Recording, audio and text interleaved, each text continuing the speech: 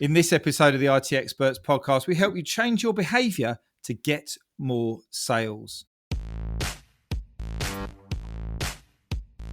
Welcome to the IT Experts podcast, the only podcast to help MSPs scale to 1 million, and if already there, get to 5 and go faster. At the end of the day, isn't it all about building a business that works for you rather than you for it? I hope you enjoy the show. So good morning, good afternoon, good evening. Welcome to the IT Experts podcast. Today, we're going to talk a little bit off topic. You might even think this is a little bit woke because we're going to talk about something around sales, which is not to do with the technique in sales. Anyway, about your behaviour. Graham Stead from Growth Habits. Welcome to the show, Graham. How are you doing today? Yeah, I'm good, Ian. Thanks for inviting me. Yeah, looking forward to the conversation. No problem at all. So Graham and I have recently met at an event and we were having a chat. It actually turned into a bit of an interview, he said to me. So this is because I was really interested in what Graham was saying. He's going to tell us all about his story in a minute and his experience and all the battle scars that he's got in MSP sales. But the reason he's on the podcast today is I said to him, he came to me and was talking, I help MSPs with sales. And I'm thinking, I've heard this before, blah, blah, blah. So I said, what's the number one thing, Graham, that MSPs need to do to get more sales? What's the one thing? And he said, change their behavior. And I went, oh, that's interesting. Because they've got to get a sales pipeline. They've got to get their marketing working. It wasn't anything to do with that. It was all what's going on in the old peanut, what's going on in the head. So that's why we're talking today, because this is the essence of Graham's business that he's created and his methodology. And we're going to learn all about those today. And you are going to get some habits that's going to help you to get more sales in your MSP. So there's the pre-frame.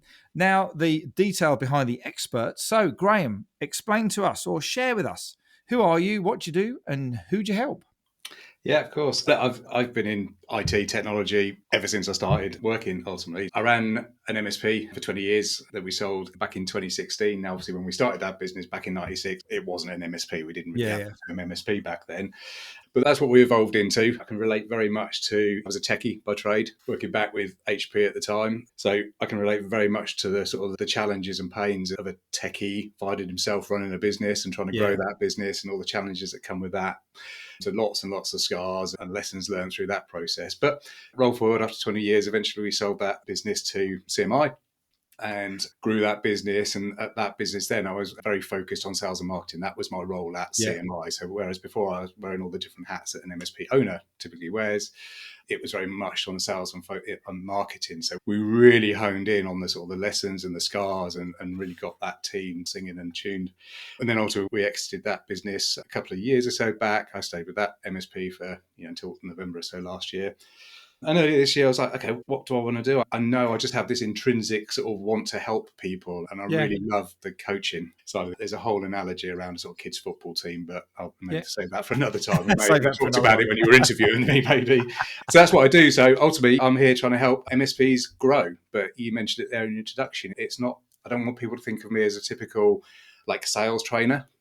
Training the techniques or educating people around the techniques. Of course, that's an important part. You have to be able to have the craft of selling, but it is actually about the activities and the behaviours. And I will always use the sort of the analogy of Usain Bolt and running a 100-metre race. It's not about being at the 98-metre line, realising late to end of quarter or end of month, so I'm thinking, okay, I need to try harder, because all the success that comes from him winning his races started 4 years back in all the planning, the diet, the nutrition, the training plans, the training camps, etc. You just relate that to the world of sales. And there's so much there in those activities and behaviours and the mindset, ultimately, that needs to go along with that. Absolutely. That's how I help. Brilliant. Well, look, over the years, we know that leadership has come up in a much more of a forefront now, I think, in terms of the vulnerable leader, talking about the vision, talking about where you want to go, employee engagement, culture, and all of these words that I won't call them woke because they're really important. But some people, some very traditionalists will say, oh, you don't need to worry about that. You just need to get in there and just get selling and all of this kind of stuff. So leadership, I think, has seen a really lovely awareness in this vulnerability that we say that helps impact and connect more people. And I think we've seen it the same in sales. And I would love to get your view on the last 4 or 5 years. We've got much more technology within technology now with AI. You could go into ChatGPT and ask it for a sales script and it'd tell you, whereas before you'd be blundering around not even doing it or anything like that. Okay, we've got the economy and what's going on in the world, which we're always going to get, which is fine. We've got the back out of the pandemic and everyone's a technical partner. What's the sales landscape looking like? Is it easier? Is it harder than when you were in your MSP, or what's happened recently? Yeah, that's a great question. And certainly since the time of COVID, which we'll all be very familiar with, trying to sell, or how you sold prior to that compared to how you do so now, just even about the remoteness, of it is massively different. But I'm going to spin that round a little bit. And one of the, if not the most important thing that I will talk about when I'm helping MSPs is managing their time. And I go back to the very first MSP. We always used to be able to say, look, if I could get out to a meeting, then I know I'd be able to make the sale, because you've got that sort of relationship and you can do that. And you're pretty confident you come away with a chance of making a sale. But that might mean a 2-hour drive to the meeting, a couple of hours in the meeting, a 2-hour drive. It could wreck the day from that side of things, which is great if you get the sale from it. Whereas you wind forward now, then obviously a lot of those conversations happen on Teams, and actually sometimes trying to get out to a client prospect can be quite challenging because maybe they're working from home or they just don't want to have that time themselves.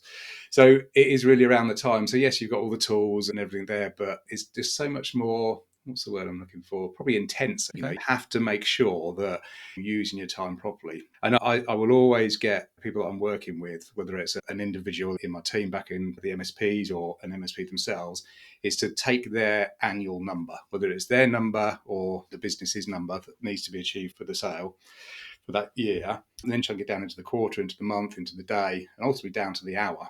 And that's really important then, because then you understand how much sales margin, or margin, not revenue, how much sales margin you need to be selling per hour in order to hit your target for the year. Right. So that then becomes a real useful psychological tool, because every time you decide to go and do something that distracts you from being able to make that money, it gives you something to question. Because if you do choose to take 2 hours doing something, you've then got to go and double that in the following 2 hours.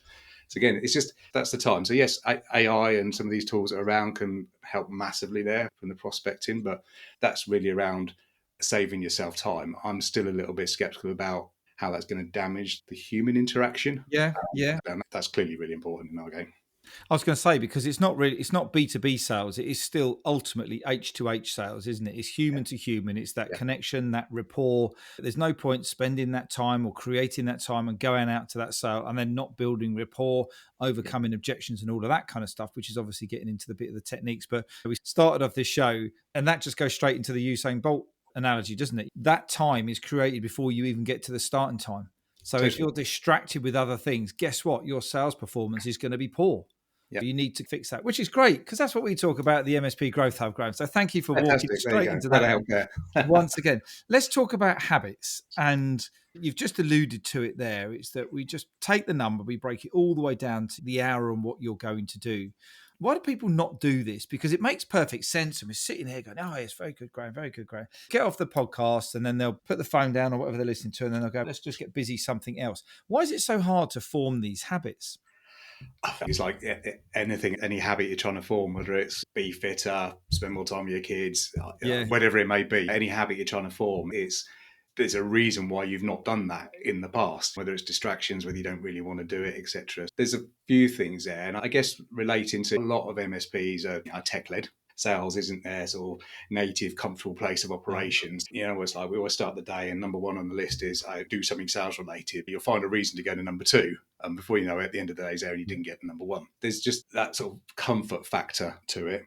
And I think then there's also really understanding the purpose, the reason, the why behind why you want to do it.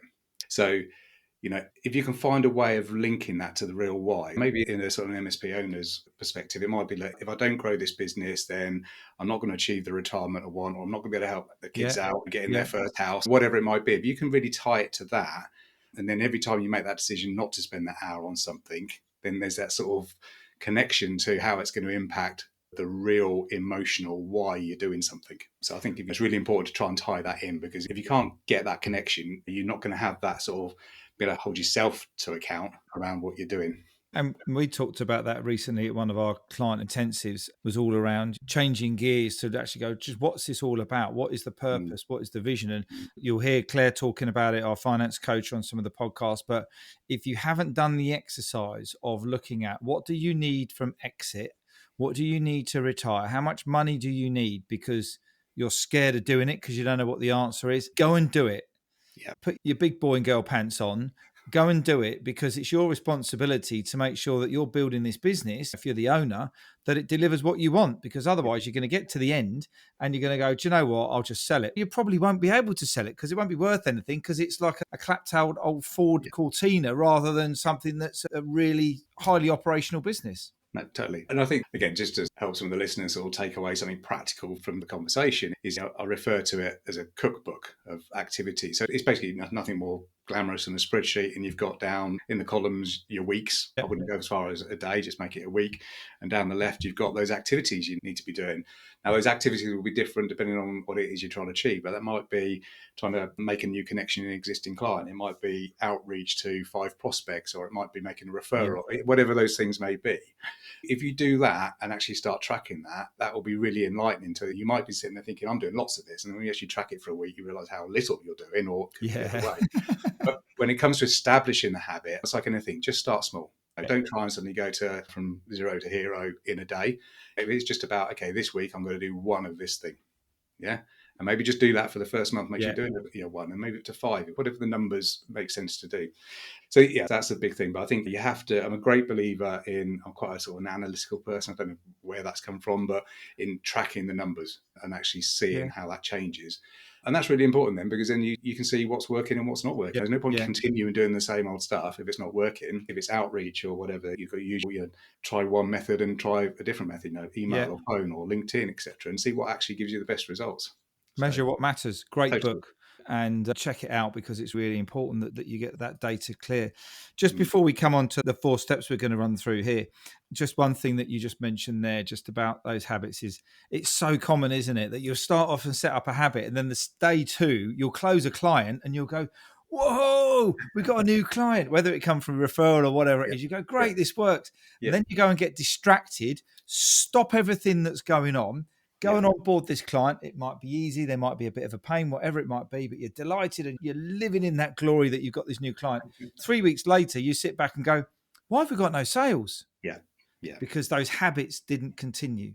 Totally. So let's talk about the first thing that we've got here on the list, demand creation habit. What's this all about, Graham? What does that mean? It's just language I use, but I tend to use it just to try and make sure it's not perceived as, he's just another sort of sales 101 type thing. But ultimately, it's just about building your audience, creating that top of the pipeline, whatever you need to call it. It doesn't matter if you've got amazing techniques and you're a master of the craft of sales and everything, and you've got all these habits that we go on to talk about. If you've got nothing in your pipeline, then it's all worth nothing. So you've got to build that audience. It's really around what we've just been talking about, the habits there. It's about making sure you're doing the slightly different things. Yes, there's all the normal stuff, all the marketing that you might be doing, or having a sort of a partner that's working with. For example, how many, in fact, I just posted about this morning on LinkedIn, is if we take one of our clients, if you take an MSP client, and certainly you go back 5 years or so back, the primary point of contact would have been maybe the MD or the FD or maybe the office manager in a sort of maybe smaller business. So the conversation between the MSP and a client was with that single primary point of contact that had been almost delegated the responsibility of looking after the MSP. So let's bring that forward into now in the world of AI and Copilot and these sorts of things there. If you're trying to sell or demonstrate to a client the benefits of those, but your only point of contact is the MD, or maybe the MD's tried ChatGPT or Copilot and he just couldn't get on with it, didn't like it, doesn't see the value of it, that kills it dead. If you can have the conversation with maybe the HR director or the marketing director or the finance director and bring the value there. One of the habits that we really embedded into the team over at CMI was to make sure they expanded those contacts. Now, I know back in Sales 101, that's something you do to just protect against people moving or leaving or the likes there. But it makes sure that every one of those sort of department heads, if you want to call it there, has a responsibility to deliver their function to the business and outcomes. And they will need to use technology in slightly different ways and different outcomes. So there's no point having the conversation with the MD about what the FD and the detail of the marketing director is trying to do. You're going to get that real nugget of information, that real need that they have directly from those people. Again, just a tip that we try and do is just take 1 or 2 of your MSP clients and just map out the stakeholders. Have you got the relationship with all those heads off? And where you haven't got them, just put it in your cookbook to reach out to one of those a week and arrange just a one-to-one conversation team meeting and talk to them about what they need to do. and move on from there. But yeah, you could talk about referrals, and I don't want people to think about referrals in the traditional way people think about referrals. There's different ways of doing that. But so many things that need to happen. Again, if you're doing those daily, spending 30 minutes, an hour, whatever it might be daily, then that will keep your pipeline demand topped up. Hey, Stuart here. Got a quick message for everyone that's listening. If you've decided that you want to grow your MSP, but you're not sure what support you need, then you must check out our Ultimate MSP Growth Guide. It's designed to help you compare all of the support that's out there in the channel for you and help you shortcut your decision making so you get the right support to help you get the right results to grow your MSP. But alternatively, if you'd like to come and see us in action, then why not come to one of our events? Simply click on the link in the show notes and we'll see you very soon. Now back to the show. Cheers, Stuart. Absolutely on the money there. And if we reverse engineer that again, there was a workshop we run recently around the sales and marketing element. And if you reverse engineer it to go, do you know what? Most MSPs, if you put one new good quality client into an MSP every single month, you blow the doors off. You probably put them in serious overwhelm. So when you wind that one back to, well, how many of those would you convert in a sales process? And then how many of those do you actually need in your funnel? You don't need hundreds and thousands of people in a list sitting in HubSpot that you're spamming every day about a generic message that no one's opening up. And what we see quite a lot, and I'm sure you do as well, Graham, is that you've got a framework for the sales and marketing, or you've got some curated content, or you've got an idea from someone. And the MSP thinks that the only way to do it is to do it absolutely 100% complete. So until it's completely, 10 minutes on LinkedIn, then 15 minutes on LinkedIn, then like someone's post, and then connect with the right people. I do love that idea of the spreading around those organizations. So you've got contacts in those organizations that are not just the owner. Everybody focuses on the owner, but if the owner either moves or leaves on, and I guess when you'll get more and more people when you've got the sales process. Number one, what are you doing every day to create that demand to build your list? And if you haven't got a list, forget everything else about marketing because it's irrelevant. You've got no one to talk to. Yep, totally. You need an audience. You absolutely need an audience to talk to. Exactly. So they've just popped in through the door now. They've just opened up the door and they're all now queuing up, waiting outside. Qualification habit. Let's just make sure we've got the right people in the pipeline. Yeah, absolutely. And this ties very strongly into what I was talking about at the moment about time. And we've all been there. And I mentioned before in the very early MSP, driving 2-3 hours up to somewhere and have a couple of hours meeting, and we had a really nice chat, and you drive back, etc., and then you don't hear from the guy again. That's a whole day wasted. Yeah. So it really is about making sure you're protecting your time. We really try and, again, embed into the team, not to go, I guess, with happy ears and thinking every conversation and every prospect, every lead that comes in is a really good one and happy and all this sort of stuff. And actually reverse that completely. And this is a really difficult mindset shift to make, but to actually go out into every conversation with it in your mind to find the reason, on a mutual conversation perspective, to find the reason why we're not going to be able to do business together. Yeah, now, the fact that, okay, they definitely need to be using an MSP or change MSP, but there's something about their man, us as an MSP, that's just not going to fit, where that might be. Or it might be the fact that maybe they've got an alternative. Maybe they don't actually really need to be doing whatever it is with the sort of technology project we're looking at. So it's going out there and trying to find the reason why we can't. Asking those difficult questions that we've all been there, haven't we? You come off a call or out of a meeting, you think, I wish I'd asked that guy that because I've got this feeling that if I'd asked that, but you're scared to. And the reason you're scared to comes back to the fact that demand creation, because you haven't got enough pipeline. So you don't want to get rid of this one. No, my pipeline will be empty and then there'll be no one in it. Yeah, exactly that. You need it. So you need a big pipeline. I used to have on a presentation that I had a sort of 2 images of a coffee van. If you imagine you're at a festival or something like that, and there's 2, they're never next to each other, but just imagine for the sake of this, there's 2 coffee vans. And one's got 1 person in the queue and the other one's got 50 people in the queue. Now, what the owner of the coffee van with 1 person in that queue is going to have to sell to that because he's got no choice. He can't send them to the back of the queue. That guy dithers, he's looking at the thing. I'll have a cappuccino. Oh, no, I won't. I'll have a flat white. Oh, no, I'll have an Americano. He's dithering and dithering and dithering. And then makes a decision. Yeah, I'll buy this from you at £3.50, or I don't know what, coffee's probably £5.50 now, whatever it is anyway. And he's searching through for change. He says, I'm 50p short. So the guy has no option. The coffee owner now has no option but to sell this coffee to this chap at a discount. Yeah. Whereas on the other side, where we've got a queue of 50, there's somebody's dithering very politely. Do you want to say, just pop yourself to the back of the queue, and when you're ready, come back forward. And he can move people and he can qualify people out of that. And he's never going to have to discount. So it's protecting your time. Come back to those qualification questions. It really is hard asking the hard questions that are actually really hunting for the reason why we're not going to end up doing business together, but doing that mutually and respectfully.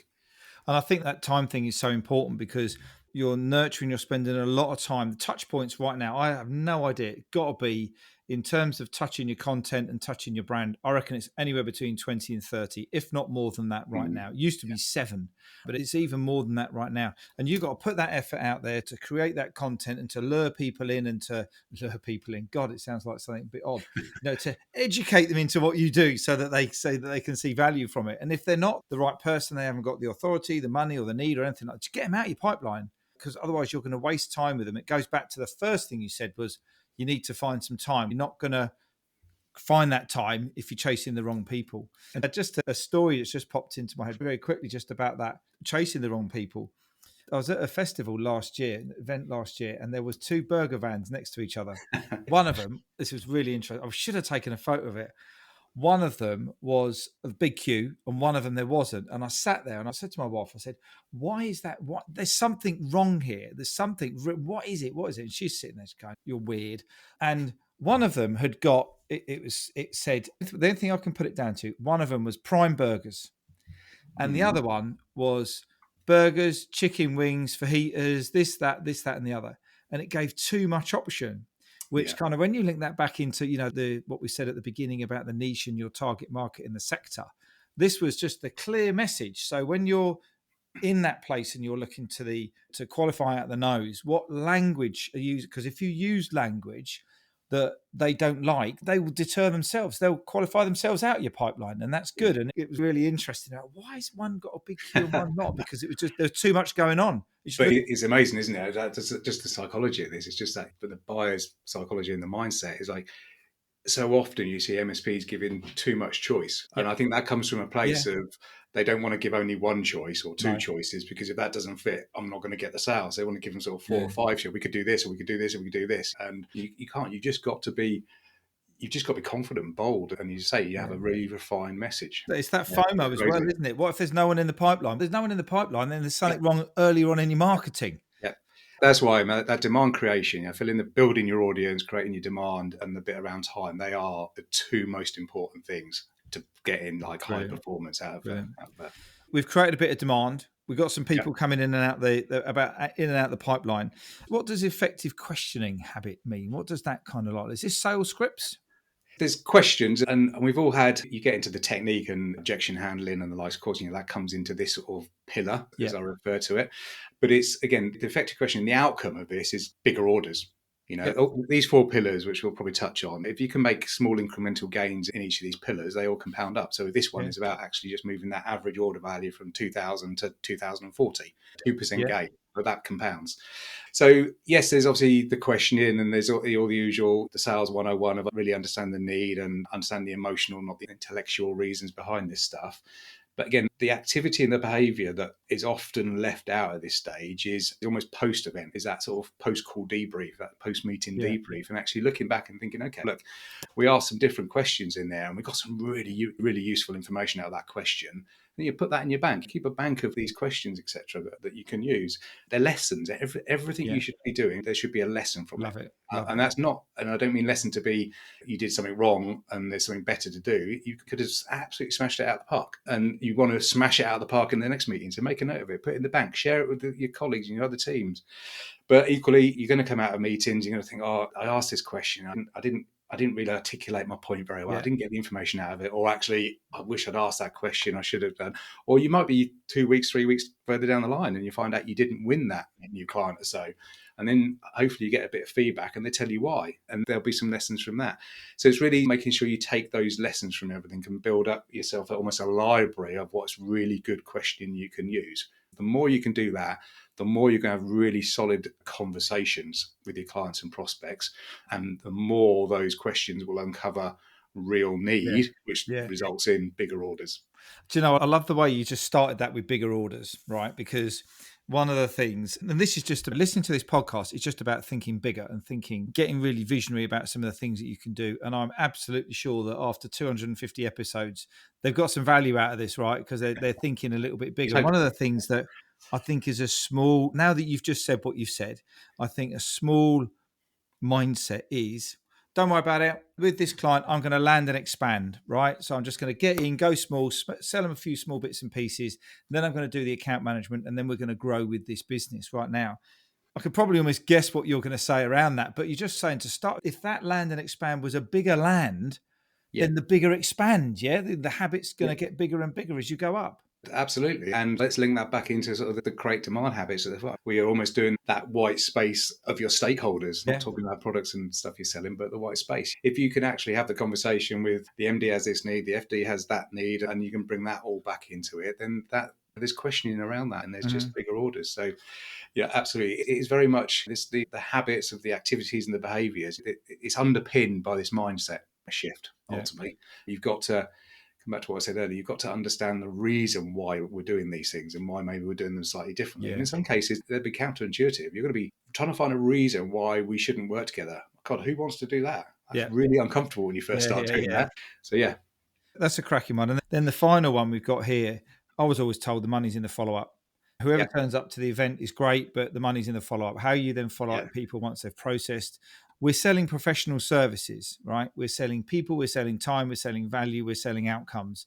We're not just selling a cup of coffee. We're not just selling a car. It's not a thing that you just go and buy. And sometimes you'll do all of this and you'll get to that conversation, that closing call, and they'll go, oh, I'll get back to you. And you'll go, oh, no, I didn't get the sale. No, you didn't not get the sale. You just didn't get it then.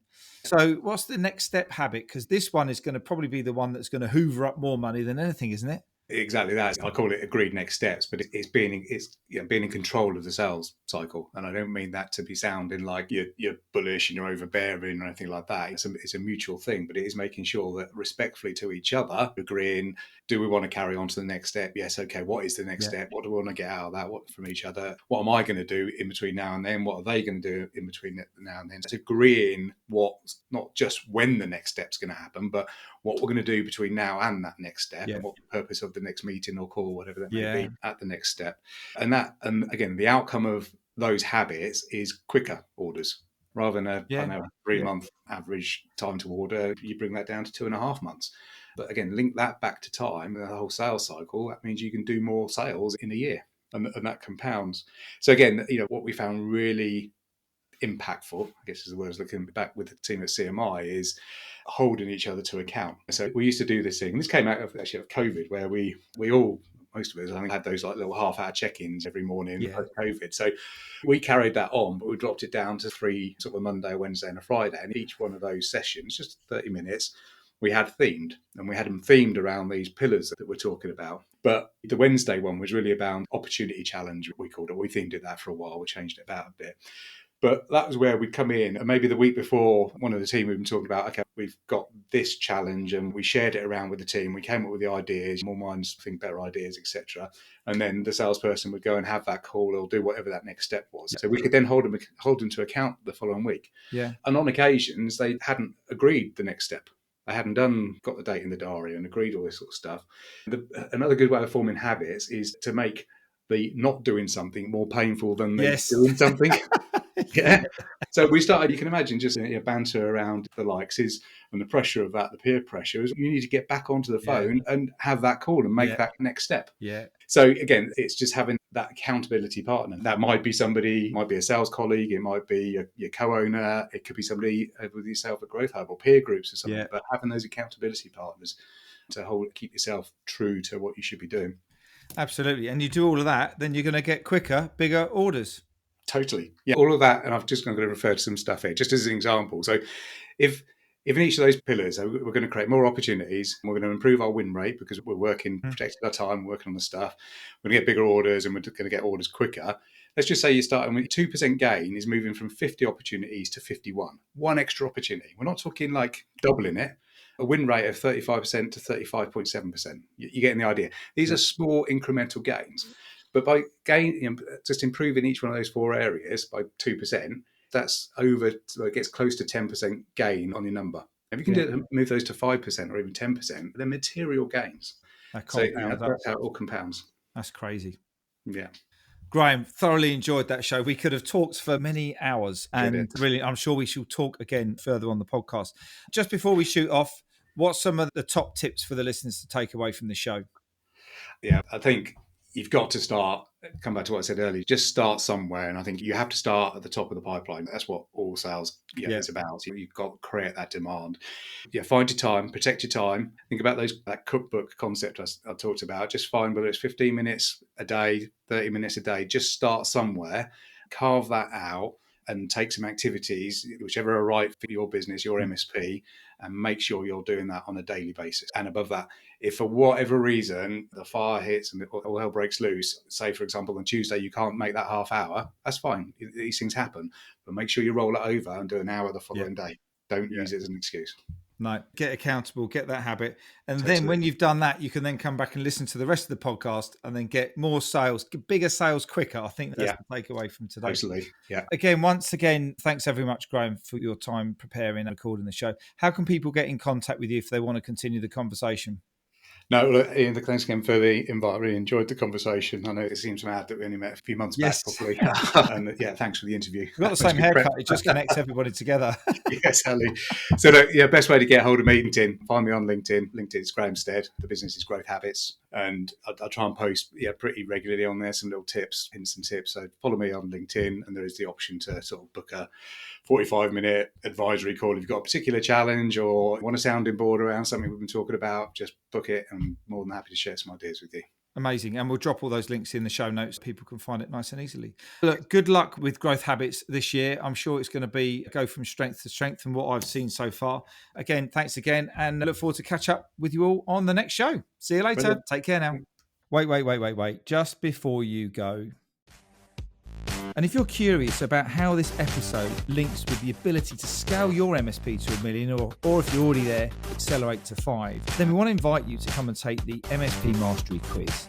And in just 3 minutes, you're going to get a 360-degree scan of your business where you can identify the 1 or 2 tactics that can help you find more time, engage and align your people, and help generate more leads in your MSP. It's really simple. Just click on the link in the show notes. And if you have enjoyed this episode, we'd love to get some feedback from you by means of a rating, review on Spotify or iTunes or your podcast platform of choice.